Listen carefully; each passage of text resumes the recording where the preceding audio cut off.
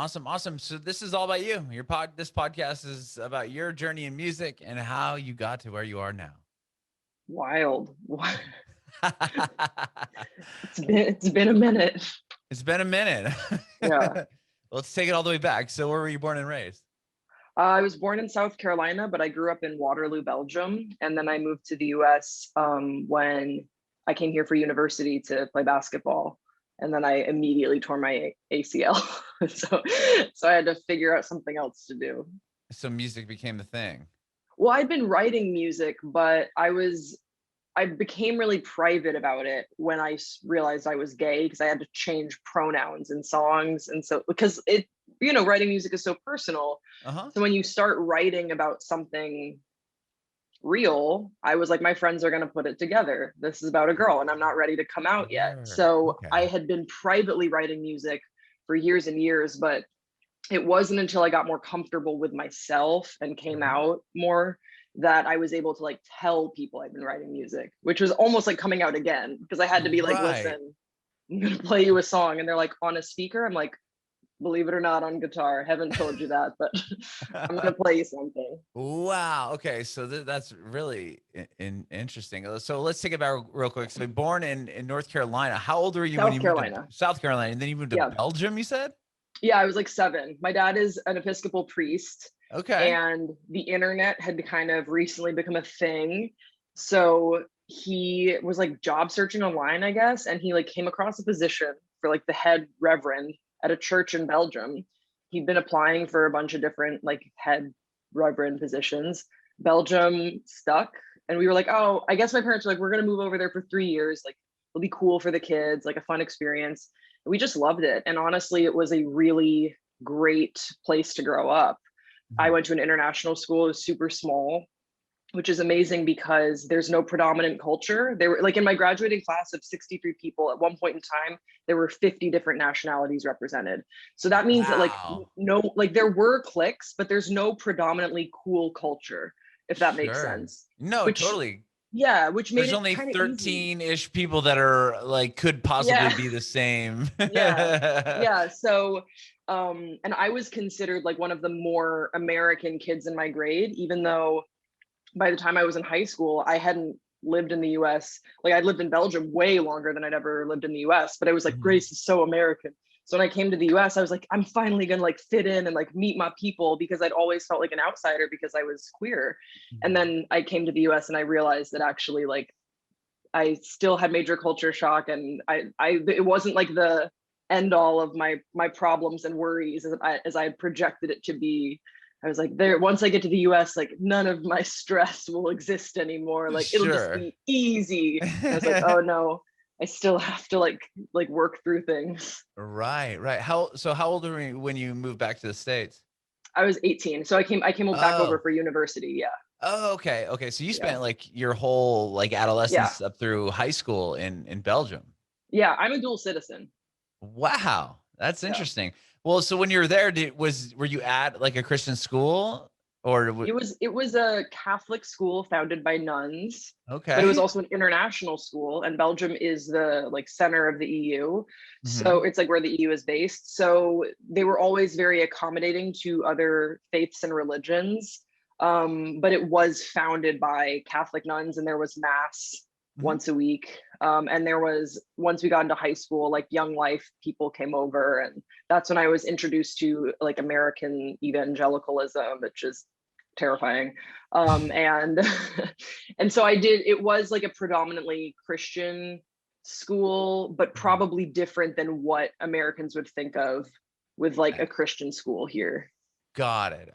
So your dad wasn't like the head like of the school, so to speak. Cause like you know that they have those Yeah. schools here in the States where it's like a Christian school based kind of in a church where if your dad Yeah, was yeah, the yeah, reverend or yeah. he'd be like kind of the head honcho there. No, that would be wow. That would have.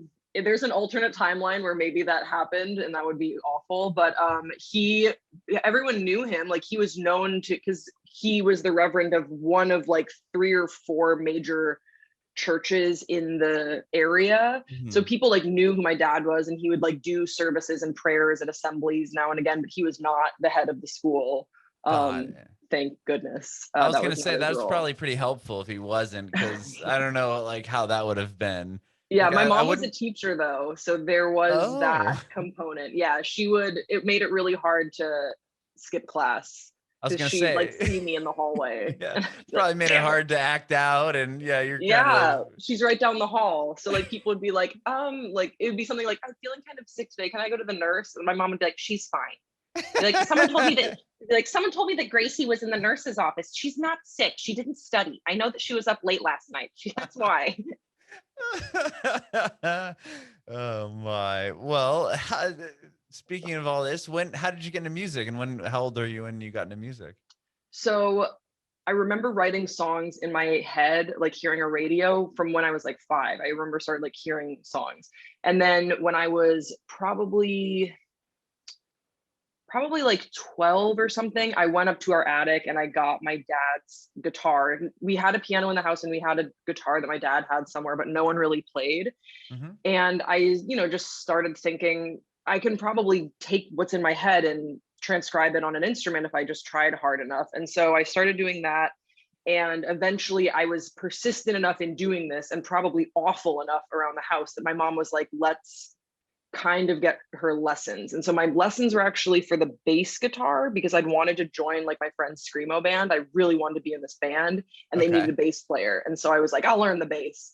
Right. So that, which was actually really helpful because you learn like root fifth, like you learn thirds, like a bass is a pretty great instrument to learn on because it teaches you theory right away. And it Mm-hmm. kind of, my brain goes like a mile a minute. So I think that, I would get on the guitar and I'd be like, why can I not make this work? Or like with the piano, I'd be like, why is this not working? But with the bass, it really sort of forced me to pause and take one step at a time, like Mm-hmm. learning my notes, then going back over to the guitar and like learning like scales. And I like that that's sort of how it wound up. But I basically taught myself guitar and piano, but it was through having bass lessons that I was able to like teach myself those instruments. Interesting. Okay. Yeah. I mean, that makes a lot of sense when it comes to theory and understanding notes and progressions and Yeah. everything that comes with it. I'm curious, like, were your parents, I mean, you wanted to join a screamo band. Were they cool with Yeah. that? Like, I do see like a Willie Nelson picture behind you, Kurt Oh Cobain, yeah. like, were those like bands and music that they allowed in the house or? No, no. I think that they liked my friends. And so for that band specifically, they were like, yeah, like go play music with your friends. There was a good group of friends, like guys that I'd gone to school with for like since we were 7 or 8. So once we got to like middle school and we wanted to like rock out, my mom was like, yeah, this is a good after school activity. And I don't think they were that nervous about like what we were saying or the lyrics. My parents didn't really care about that. It was just that all the media and specifically the music that was coming into the house Mhm. before streaming was Christian. So like, Okay. so yeah, Kurt Cobain would have like never, that's a Nirvana CD never crossed the threshold of my dad's door, but it wasn't that Right. he was like really really strict. It was just that it just wasn't what he brought in. So if Uh-huh. he noticed that I'm like that maybe I was asking about Nirvana or like I was hanging out with people that were listening to like Metallica. Like I remember when people started getting access to cooler music and I was like, what do I do?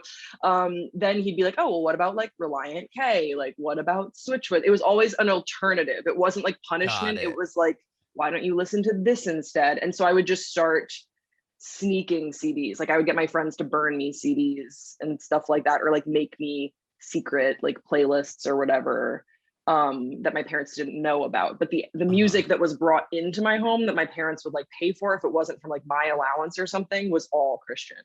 Interesting, but at least they allowed that. I mean, they weren't totally against the styles of music. I mean, especially in the mid 2000s, there was a lot of Christian hardcore bands. I mean, like It you have was like pretty easy As They Lay actually. Dying was like a huge metal band, was Yeah. Christian band, or Under Oath, or I was like, just gonna say like Under Oath was really huge. And so it kind of made it easier to skirt that line. uh-huh. But it still was a challenge. Like I've been thinking recently about how I would make like mix CDs for girls, like or like for my girlfriend at the time. Sure. And I was very limited in like the music I had access to with like love songs. And so I would have to find a Switchfoot song that was like ambiguous enough that it could be about like a girl, even though it's probably about like a savior. Like you can be like, Right. you know what I I see. mean? So Yeah.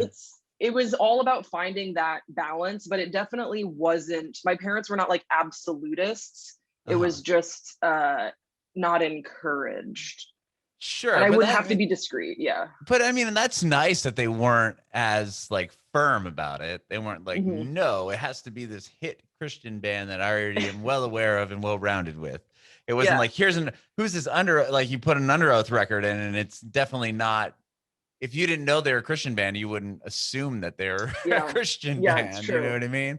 Like, so that's cool that they were actually, willing to kind of. They were like willing to work with me a little Right, bit, but right. they were willing to work with me, but it still made it so that when I was out of their house, I Uh-huh. did need to do a lot of like re-education. So like Willie Nelson, for example, for whatever reason, I just never heard any of his music before. So when I Mhm. heard Redheaded Stranger for the first time and having like a theme album that like tells a story throughout every song was like I remember it just blew my mind, and like Mhm. having motifs come back in and out, it was, I mean, it just was better, the storytelling, than a lot of the Christian music I'd heard growing up. There was no comparison, so I did have to like re-educate myself. But Uh-huh. I think it's, in some ways it's been cool because I'm really comfortable. I love finding new music now. Sometimes you Uh-huh. get to a certain age and you stop looking for new music, but because I like had sort of an arrested development, I love Sure. finding new music now. Yeah. Like I Yeah. still like going out and like rediscovering things. That's cool. Well, and when you're in Belgium, for example,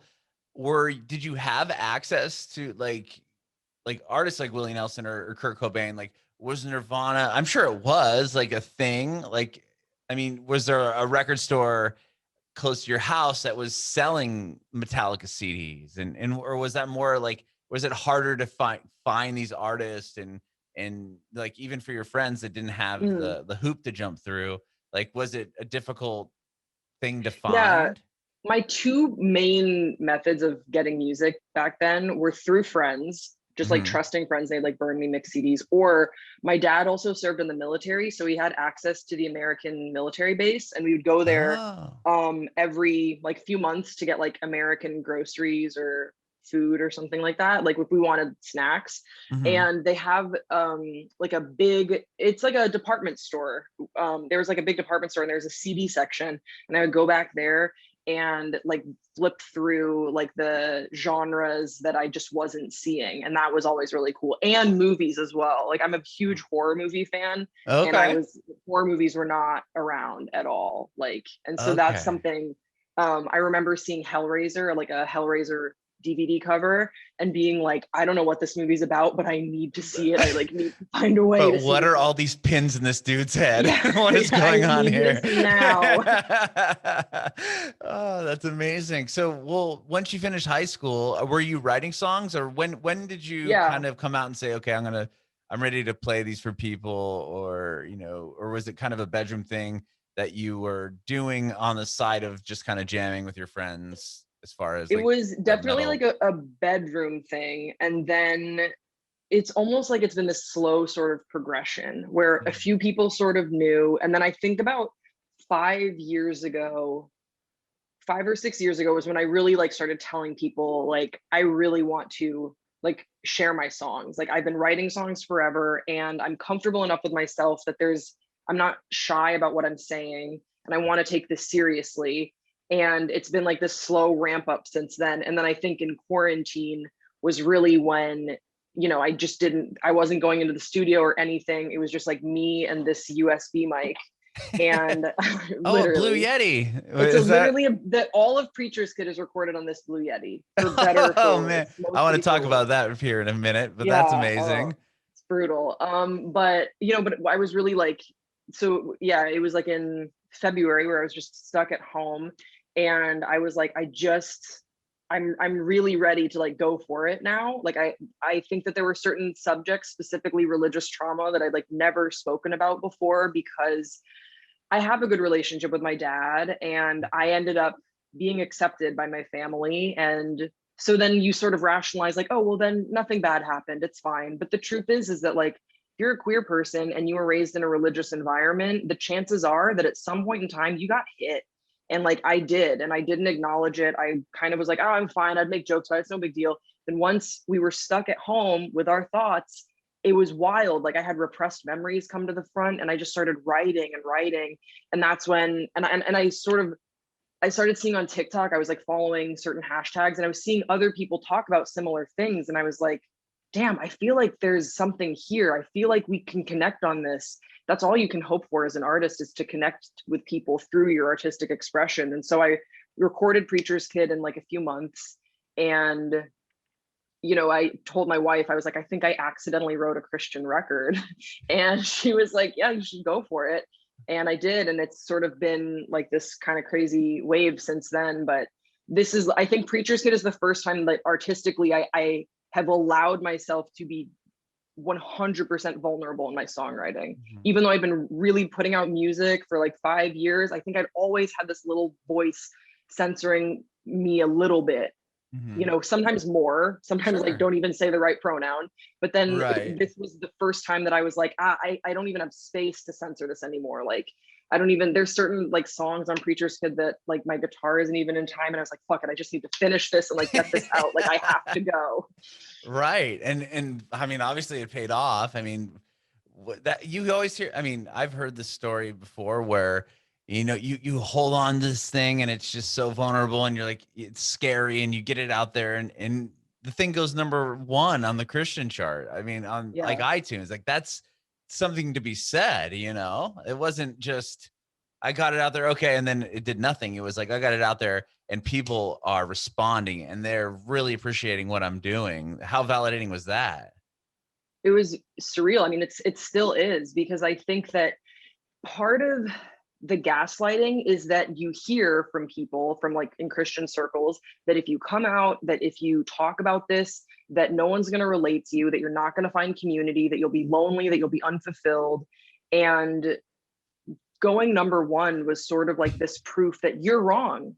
You know, I heard from a Christian music label executive point blank to my face that there was no space for queer storytelling in Christian music, that no one was interested, that it just doesn't come up, no one cares. And so to go #1, it's like, I knew it. Like I knew that there were other people that would be interested in this. And I think we're finally reaching this point, and you're seeing more and more artists openly talk about this, because so many of us were raised in traditions or raised through theology that was regressive and toxic, that we're now just like unpacking and wrestling through. And we're good. Like there are people that are listening that are resonating with us. They were wrong. That was all a lie to kind of keep people quiet. So it's incredibly validating. And also it is a little sad that so many people relate to this hurt.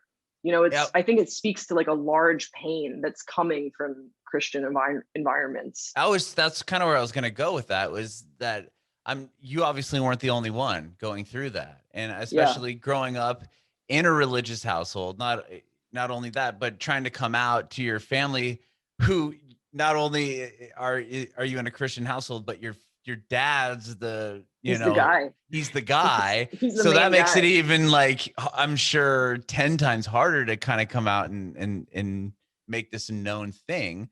But there's so many people that, you know, of Christian faith, and there's that are, I'm sure, are sitting in the same position. Like, how do I express myself? How do I come out to my parents? Are they going to disown me? Or, I mean, I'm sure that had to be running through your mind quite a bit, and especially to your own family.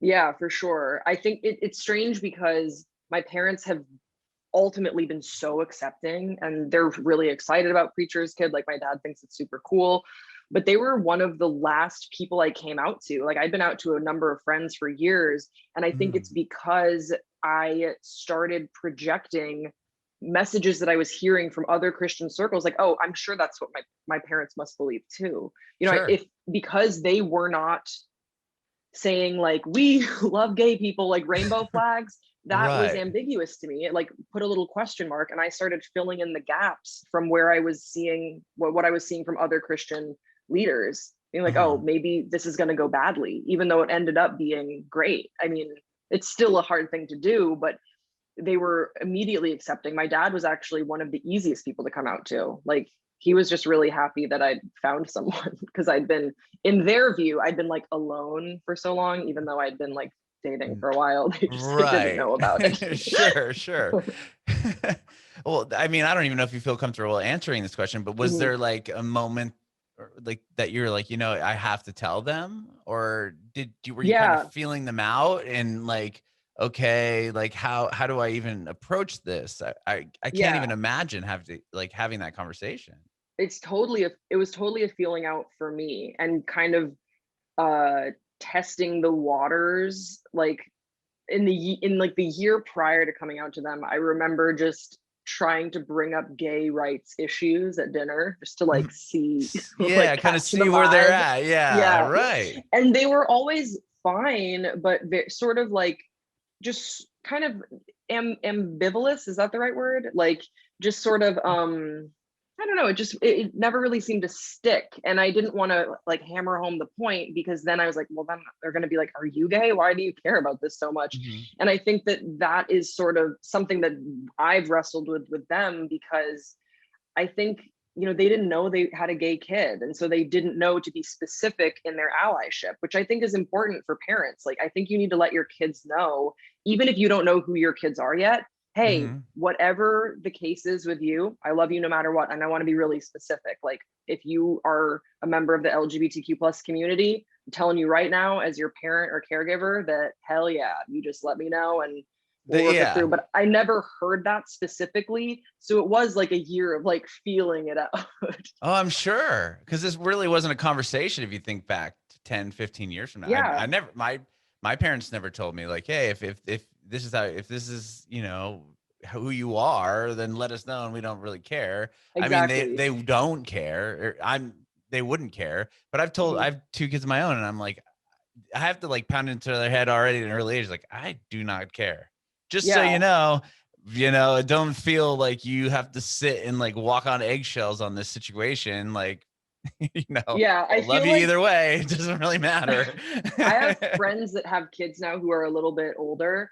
And I feel like I've given those friends the ultimate entry point to a conversation. Because if we like go over for dinner or something, I'll be like, Grace and her wife are coming over, and Grace has a Yes. wife, and that's great. And maybe Mhm. you'll have a wife or not one day. Like Yeah, right. I've like given them the entry point to have like a really healthy conversation about that with their kids. And I'm like, damn, like I wish that I had like an Aunt Grace somewhere or whatever. Sure. But that's amazing though. I'm sure that makes you feel so good to be able to kind of be that person for your friends and for Hmm. their kids. And then Yeah, it's like, hey, yeah, there's Aunt Grace and she's bringing her wife over. Like, who cares? You know exactly. what I Yeah. mean? Yeah, that's cool. I think I would have never thought of it that way. That's really cool that you kind of do have that position of like like a conversation starter, so to speak. It's a conversation starter that isn't too like on the nose. Like, Right.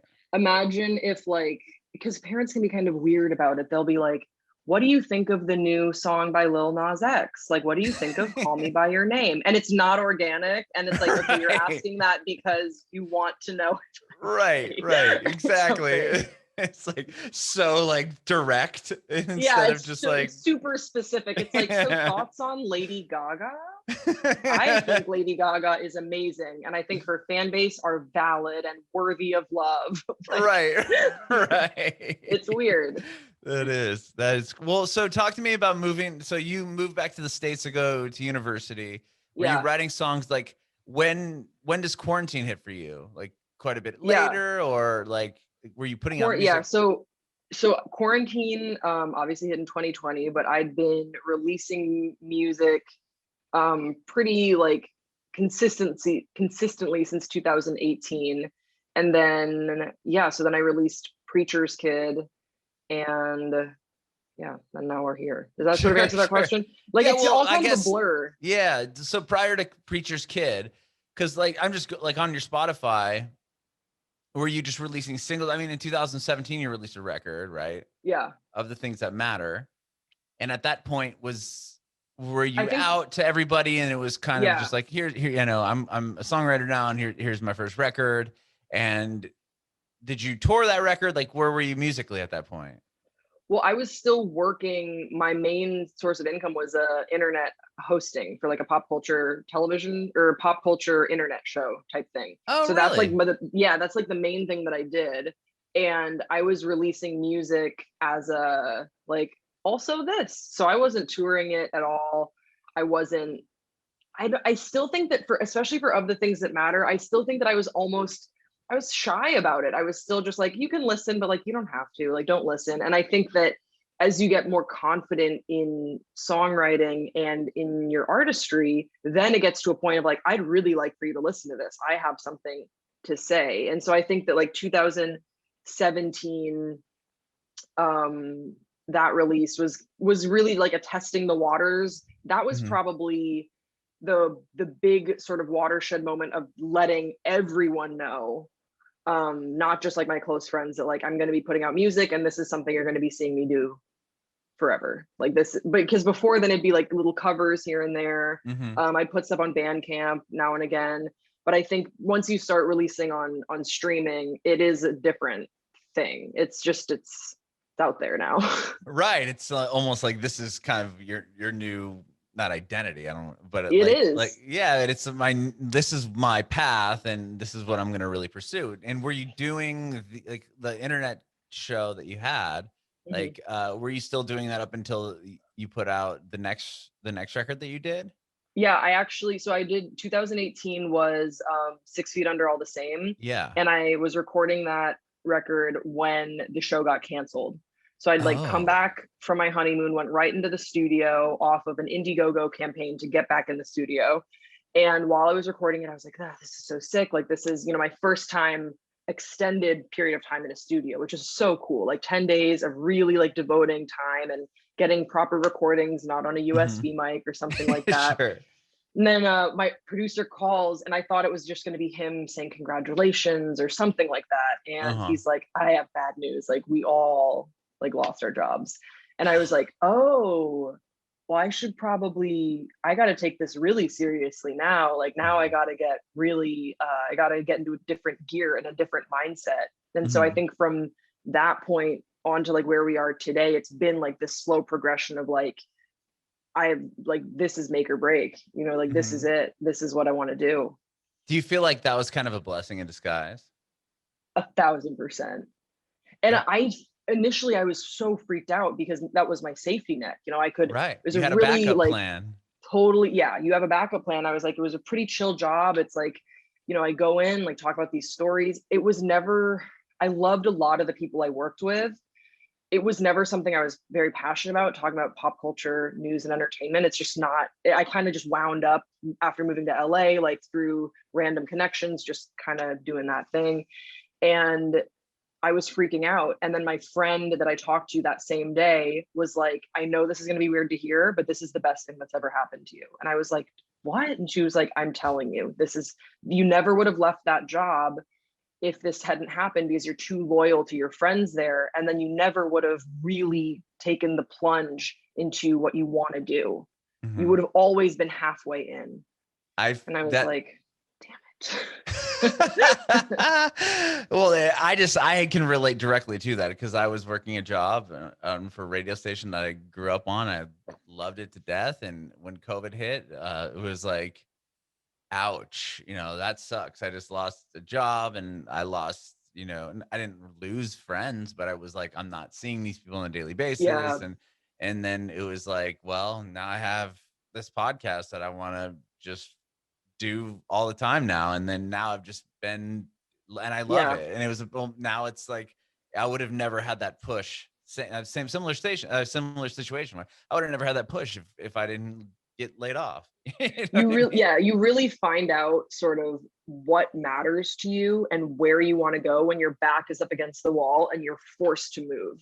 Mm-hmm. Because I could have been like, okay, I'm gonna find another like internet hosting job, like another Mm-hmm. internet gig, and kind of done that. I was in the like hosting space where it's like, you Right. won't believe what Justin Bieber's done to blah. And Yeah. it's And you and it had a was tape. I'm comfortable. sure you had a reel. Like it was Yeah. like, yeah, that's how I felt. Like I knew what I could go in anywhere and just blab around for a few minutes and Yeah. talk in between songs. I'm like, oh, I can tell you so much information in 13 seconds. Let me Yeah. you know what I mean? Like, it's kind of like it just becomes so repetitive. And Right. now you're doing something that you are totally passionate about. Yeah, it really did end up being a blessing. Although I still think that the stage I'm in right now is a lot of uncertainty, but there's more optimism in it because I found myself in this very strange lane as a songwriter.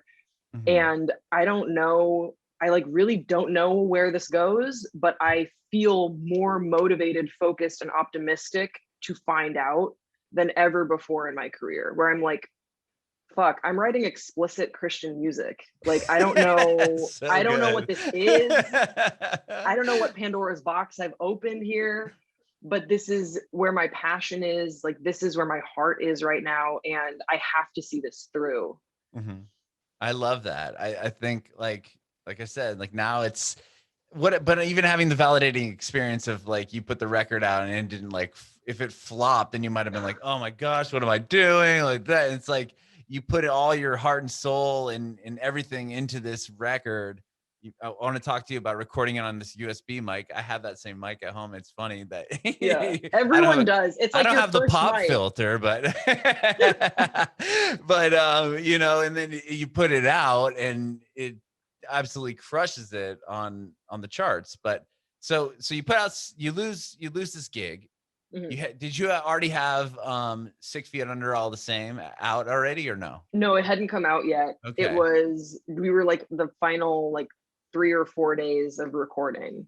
Okay. And during this time too, I'd also lined up a documentary series. Like, it had been in the works for a while, but I started doing this documentary series called State of Grace Hmm. on like the tail end of finishing up recording 6 Feet Under All the Same.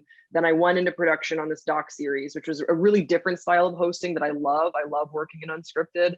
Hmm. And so I started doing that. And then yeah, I mean and then that from there I like recorded other stuff that I put out like on my USB mic and recorded more episodes of the doc series and just kind of became this very new workflow. And now I'm in like a totally different workflow because production shut down again for quarantine. And so I was like, I don't know what to do. And then I ended up, writing Preacher's Kid. Okay. So when you were kind of in the midst of the documentary and writing music and putting it out all the same, and you Yeah. had your flow going, and then COVID hits and it Yeah. all comes to a crash, or not a Yeah. crash, but a halt. Sure. Yeah. We had So, like episodes lined up and it was like, no. okay.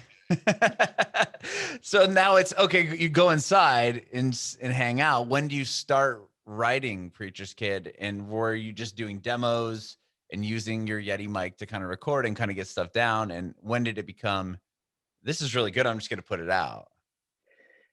So I started writing Preacher's Kid in November. That's when I wrote Jesus from Texas. I started writing it on the day of the election, like while I was freaking out. And then towards the end of the month, I finished writing it. That was the first song, Jesus from Texas. And I put that out on SoundCloud just to kind of see. I like doing soft releases sometimes on SoundCloud for like loyal listeners, where I'll Mm-hmm. put a song out, just kind of see what people are thinking of it and just directionally if this is resonating. If sometimes I'll even tweak lyrics afterwards just to see if maybe something isn't clicking or maybe it is clicking. Mm-hmm. And I heard from a number of people that they were like, I really like this song. Like, this is really cool. I think that you're kind of onto something.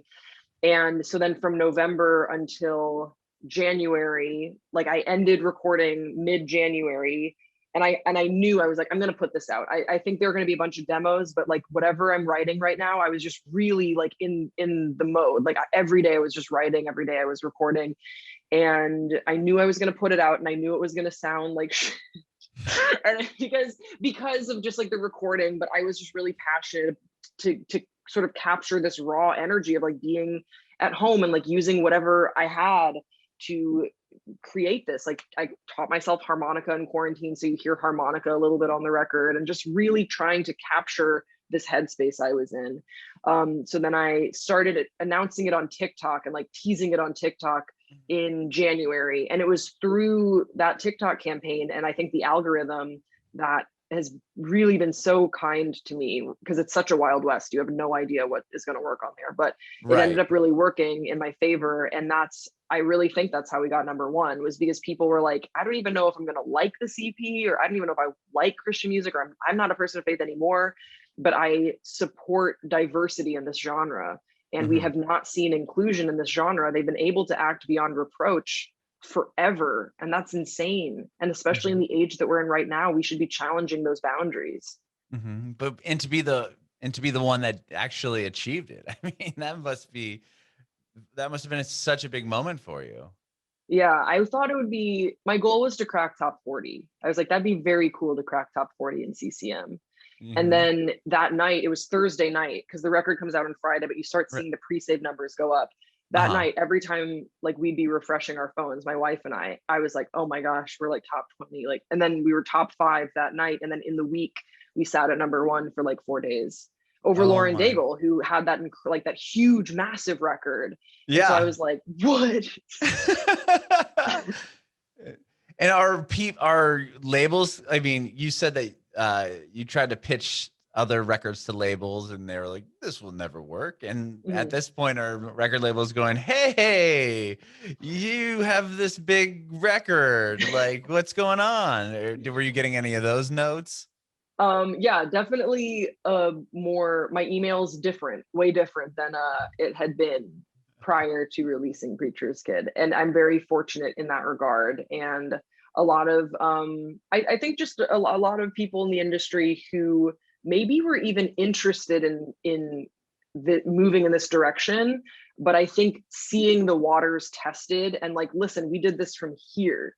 Imagine what we could do on a larger scale, has been really exciting. And I think I'm right now in the stage where I'm just trying to find the right people to take that next step with. And I'm in the studio right now with a buddy of mine. So we just have like a week free, and he has a studio, and we're working on a song that I think is crazy.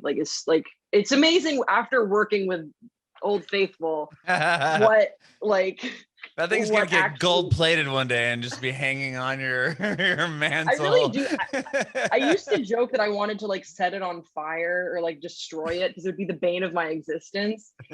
Now I'm kind of fond of it, You old should Yeti. make it into like a the Christmas tree topper. Put it like hollow it out and on the top. I don't know. It's Yeah. oddly kind of phallic. I think that would look kind of strange. That's true. Good point. Good point. Well, that's amazing. So you're back in the studio. But I think there's something to be said about the lo-fi, like in your room Mhm. recordings. And I think people, I mean, I don't want to generalize, but like I personally, there's something real about it. You know, does that make sense? Like, and Yeah. like you can go into studio and then with auto tune and perfect beats and perfect mixing and everything, there's like a certain level that can be had. But Mhm. like when you're recording, just there's like just more feeling there. I feel like there's like you can feel like, wow, this person is sitting in their room and they're playing their ass off to this Mhm. like USB microphone, and what they're doing is so awesome, and it's just like I don't know. To me, I love that. Like I think that one thing that benefit of this quarantine, so to speak, is that people are getting to see a behind the curtain look at some of their favorite Yeah. artists, or hearing this more like real, like raw version of people instead of Mhm. look at my Instagram of me photoshopped a million times that I'm posting. You know what I mean? Yeah. It's like even with TikTok, I think that's kind of a big thing with TikTok is just the not polished version of people. I think that's totally why the platform took off. I saw this interesting take, which was like, Instagram became this very glamorized version of your life, and TikTok Hmm. romanticizes the ordinary. Hmm. It romanticizes the process. Like you'll see people, they'll be posting their like morning routines, and it's so normal. And it's not like, look at this aesthetic, like beautiful view. It's just a really simple morning routine that is relatable to you, that you Hmm. can actually aspire to that sort of level of organization. Or I'm interested in that tea that they made. That's something I could do at home that might be help me wake up or something like that. And I also think that for musicians, TikTok has allowed you to let listeners into your process. Mm-hmm. And not in a very glamorized way, just like, Sure. just like showing, because I, especially for Preacher's Kid, like I have a low voice, I'm a baritone person. Mm-hmm. And I had no help with those high notes. Like if I wanted to hit a high harmony, it's me being like, and I liked Yeah. I liked letting people in to show you that, like, listen, I don't really have a great tuner on my Ableton, so like we're gonna have to get this right. Like, we Right. have to hit Here's this note 50 takes. We're gonna do it. exactly. And it becomes, and it's cool to like let people in this way that is very real. And then I think it sort of contributed to interest in the record because I'd seen a lot of the songwriting along the way. Like the day that I started writing Jesus from Texas, I posted a little clip on TikTok of just sort of the process of me figuring out some of Wow. the lyrics. Mm-hmm. I wasn't even done writing it yet. And people, so then when Jesus from Texas came out, people could be like, I saw you writing this in Right. November, and They kind now of it's took the out. journey with you. Yeah, they took the Yeah. journey with you. That's so cool. I've spoke to other artists that were saying similar things where they'd kind of go on. I forgot who did this, but they went on their Instagram live and they like did a writing session. It was like whoever wants to come on and just pitch ideas, and he like put out a whole record that Oh, was, that's I think cool. Arrested Youth was the guy's name. I can't remember, but it was Mhm. something along the lines of he would go on his Instagram live and then fans and people that kind of knew him would pitch like lyrics out and through the chat, and like they would write a song like every week, and then he ended Yeah, up taking 5 of them, recording it and putting his EP out, and credited every person that that's like kind of very cool. contributed to the album. But I feel like what you're saying is in a similar vein where you took your listeners on a ride Mhm. along with the song. I think that's Yeah. such a cool thing, and it's something that would have never happened if we didn't have these outlets. Yeah, I think that it's bold to go on live. I'm not that bold to do that. I used to watch Mac Miller used to do a lot of lives in his Mm-hmm. studio. So cool, like to watch his process. And he's just super chill about everything. And I always really admired that because I think I would be a little self-conscious because I like bringing people along on the process, but I like TikTok, I'm able to like post a clip that I'm like, all right, you can hear this. This is cool. But with Mm-hmm. live, sometimes if I like mess up or I'm thinking, I would just think it would be boring for someone because sometimes I'm just sitting at my piano, like Like, just with what am my I eyes gonna closed. Yeah, like trying to figure yeah. something out. I don't know if it's very entertaining.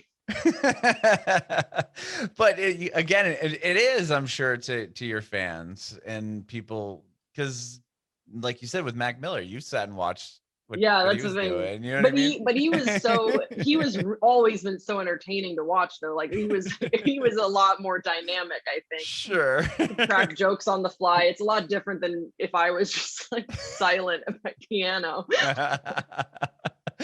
Yeah, well, that maybe that'll be the next The next hurdle record. for me. Sure, Yeah. sure, sure. Well, Grace, thank you so much for doing this. I really appreciate you hanging Thank out with you. me today. I do have one more question. I want to know if you have advice for aspiring artists. I think the biggest piece of advice is to keep going. The only way to ensure that things will not pan out is if you quit.